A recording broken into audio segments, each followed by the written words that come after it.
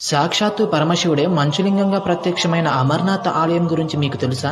ఒకరోజు పార్వతీదేవి శివుడి దగ్గరికి వచ్చి, స్వామి, మీరు అమరులు కదా, మీకు మరణం అనేది ఉండదు, మీ అమరత్వం రహస్యం నాకు చెప్తారా అని అడుగుతుంది. చెప్తాను, అంతకంటే ముందు ఎవరూ లేని ప్రదేశానికి మనం వెళ్ళాలి. ఎందుకంటే ఈ అమరత్వం కథ ఎవరైతే వింటారో వాళ్ళు కూడా అమరులైపోతారు, వాళ్ళకి మరణం అనేది ఉండదు. దానికోసం శివపార్వతులిద్దరూ కూడా హిమాలయాల్లోని ఒక గుహలోకి వెళ్తారు. తన వాహనమైన నందిని కూడా దారి మధ్యలోనే వదిలేస్తాడు. చంద్రుణ్ణి చందన్వారిలో పెట్టి, అలాగే సర్పాన్ని సేచనా చెరువులో, ఇక తన ఆధీనంలో ఉన్న పంచభూతాలన్నింటినీ పంచతరణి దగ్గర విడిచిపెట్టి గుహలోకి వెళ్లి డమరుకం మోగిస్తాడు. ఆ శబ్దానికి ఏ జీవి కూడా అక్కడ ఉండకూడదు అని. గుహ ద్వారం దగ్గర కాలాగ్నిని సృష్టించి కాపలాగా పెడతాడు. ఇక పార్వతీదేవితో గుహలోకి వెళ్లిన శివుడు జ్ఞానంలోకి వెళ్లి అమరత్వ కథని మొదలెడతాడు. చిట్ట చివరికి కథ పూర్తయిపోతుంది. అది పూర్తయ్యేసరికి పార్వతీదేవి నిద్రలోకి జారుకుంటుంది. దాంతో అమరత్వ కథ వినలేకపోతుంది. కానీ అప్పుడే అక్కడ పుట్టిన రెండు చిన్న పావురం పిల్లలు ఆ కథని వింటాయి. దాంతో పావురాలు మరణం లేకుండా అమరత్వం పొందుతాయి. శివుడు అమరత్వ కథ చెప్పిన గుహనే అమర్నాథ్ ఆలయం. అక్కడ స్వయంగా వెలిసిన మంచులింగం ఉంటుంది.